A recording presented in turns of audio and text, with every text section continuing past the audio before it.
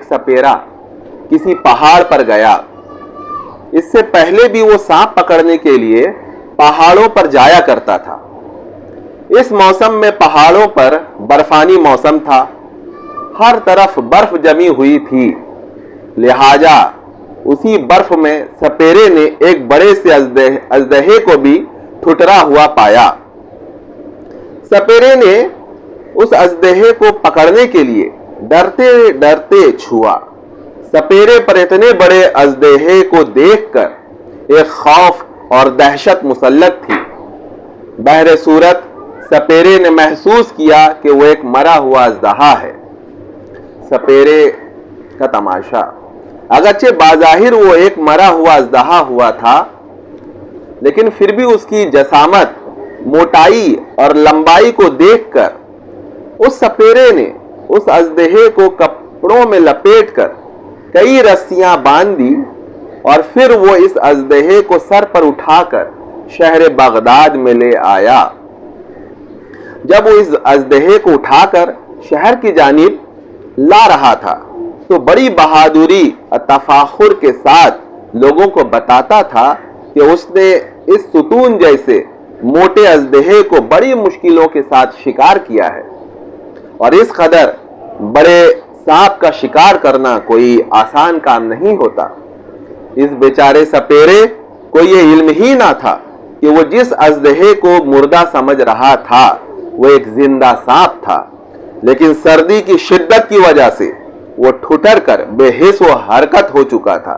लेकिन वो सपेरा अजदहे को मुर्दा समझकर सिर्फ अपनी रोजी के लिए नुमाइश कर रहा था। सपेरा इस अजदहे को कभी सर पर उठाए हुए और कभी खींच खींच कर लोगों के दरमियान में ला रहा था। उसकी दिली ख्वाहिश थी कि वो मुर्दा सांप को इस वक्त खोल कर दिखाए जब लोगों का बहुत हुजूम हो जाए। बहरे सूरत देखते ही देखते दजला के किनारे लोगों का एक बड़ा हुजूम उस सपेरे के साथ साथ था। पूरे बगदाद शहर में इस सपेरे और अजीमुल जस्सा अजदहे का शोर मच चुका था। उस बड़े और नादिर अजदहे को देखने के लिए लाखों लोग जमा हो चुके थे। इसके बावजूद उस सपेरे की ख्वाहिश थी कि और भी लोग जमा हो जाएं ताकि उसे ज्यादा से ज्यादा भीख और चंदा मिल सके।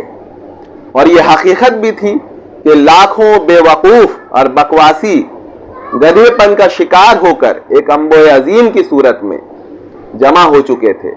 हुजूम इस कदर बड़ा हो गया था कि मर्द और जन किसी को पहचानते भी नहीं थे। फिर उस सपेरे ने रफ्ता रफ्ता उस अजदहे के गिर्द लपेटे हुए चीथड़ों, रस्सियों और कपड़ों को एक एक करके सिरकाना शुरू किया। जो जो पर्दे हटते गए, लोगों का इश्तियाके दीद फुजू तर होता चला गया। लोगों ने जज्बात में हाय हू और चीखों से शोर मचाना शुरू कर दिया था। कई लम्हों में कपड़ों और चीथड़ों में लिपटा हुआ अजदहा एक हद तक गर्म हो चुका था और फिर जब उस पर इराक का सूरज चमकने लगा तो उसकी सारी सर्दी गायब हो गई थी और वो अजदहा जो सर्दी की वजह से ठुठरा हुआ मुर्दा बना हुआ था वह हैरत इंगेज तौर पर जिंदा हो गया। फिर उस अजदहे ने 2-3 बल खाए और कई तरह की और हरकत और सकनात से इधर उधर लोगों पर देखा। उस अजदहे को जिंदा देखकर तमाम लोग हैरान और शजदर रह गए।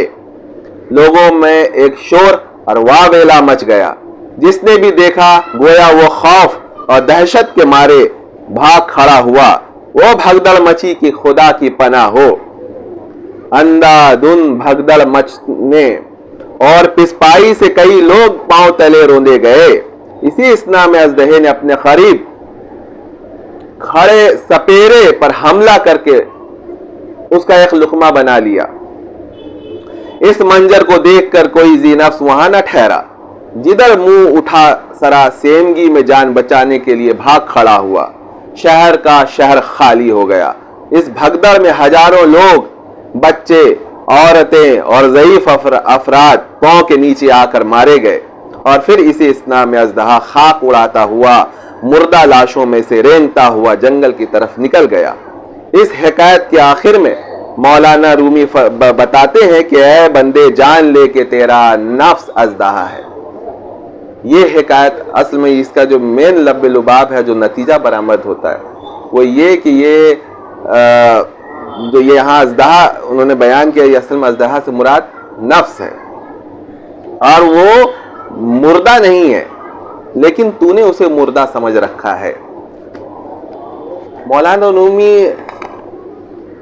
असल में ये बताना चाहते हैं कि हम लोग नफ्स के ताल्लुक से बहुत ही मतलब गफलत में पड़े हुए हैं। समझते हैं कि जरा सी को कुछ मुजाहिदा, जरा सी कोई कोशिश हो गई, इबादत में इजाफा हो गया तो खुद को फरिश्ता समझ लिया और समझे कि भाई हमारा नफ्स जो है वो तो बस ख़त्म हो चुका है, खुद को नेक और क्या वो समझना शुरू कर देते। ये नफ्स का एक बहुत ये खेल है।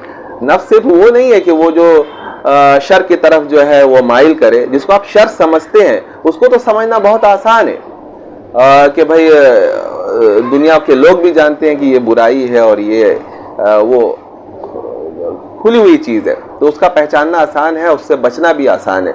लेकिन नफ्स आदमी को मारता वहाँ है ना, जहाँ बंदा समझता ही नहीं है कि वो नफ्स के जाल में घिर चुका है, उससे गफलत बरतता है। वो जरा नमाज का पाबंद हो जाए, टोपी लगा ले और कुर्ता पाजामा पहन ले तो वो समझता है कि बस वो नेक हो गया और अब कोई खतरे की बात नहीं है।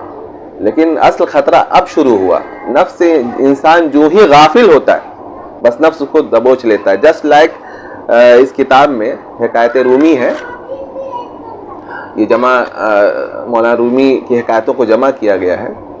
तो इसमें ये जो हिकायत बयान हुई अजदहा और सपेरे का, कि सपेरा जो है वो पहाड़ से मतलब वही है कि थोड़ा सा अलग होकर लोग मुजाहिदा और ये करके तो वो वहाँ से ले आया अजदहा और उसको दिखाने लगा कि बहुत ये बस जस्ट लाइक ये कि हम जरा सा कुछ हो जाते हैं तो लोगों में जो है तकवा का मुजाहरा शुरू कर देते हैं और समझते हैं कि भाई हम तो बस दीन के काम के लायक बन चुके हैं, अब लोगों को समझाना है।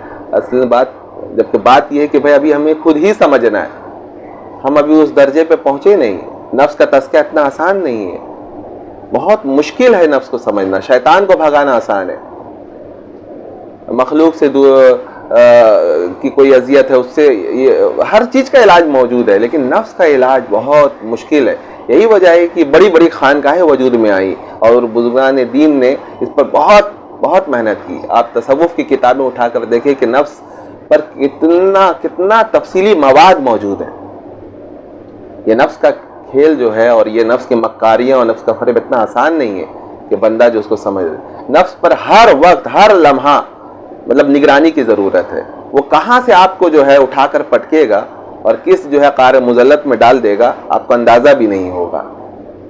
यही वजह है कि और आदमी अगर खुद मार्फत उसको हासिल भी हो जाए है ना, तब भी जो है ये आसान नहीं है कि वो नफ्स की हर मक्कारी को समझ सके। और आम आदमी की तो बात ही दूसरी है। आम आदमी को तो वो मालूम ही नहीं है कि नफ्स का क्या खेल खेल रहा है उसके साथ और कहाँ कहाँ जो है वो जनाब जो है वो नफ्स की जाल में वो फंसते जा रहे हैं।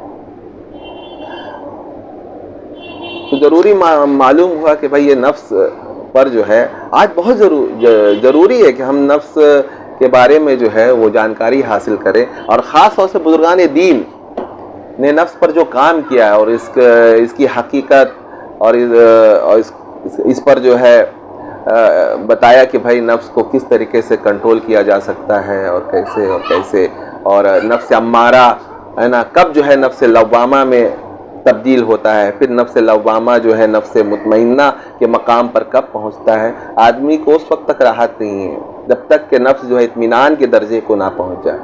और मुजद्दी साहब रहमतुल्लाह अलैह तो फरमाते हैं कि अगर आदमी का नफ्स जो है इत्मीनान के दर्जे को मतलब नफ्स मुतमइन्ना भी हो जाए तब भी उसको गफलत नहीं बरतना चाहिए। नफ्स जो है वो सोया हुआ है कहीं ना कहीं, बस को मौका की तलाश है, मौका मिला नहीं कि फिर वो जागा और आपको जो है वो दबोच लेगा। हज़रत मौलाना शफ़ी थानवी रहमतुल्लाह ने फरमाया कि अगर आपको गुमान हो और ये हो जाए कि नफ्स, आप फरिश्ते होंगे तब भी नफ्स से जो है गाफिल मत होइए। नफ्स जो है वो किसी वक्त भी बस मौका मिला कि वो आपको दबोचेगा और आपको कार मुज़ल्लत में ढकेल देगा। हज़रत अहमद यहिया मुनीनी रहमतुल्लाह अलैह अपने मकतूबात 2 सदी में भी नफ्स के ताल्लुक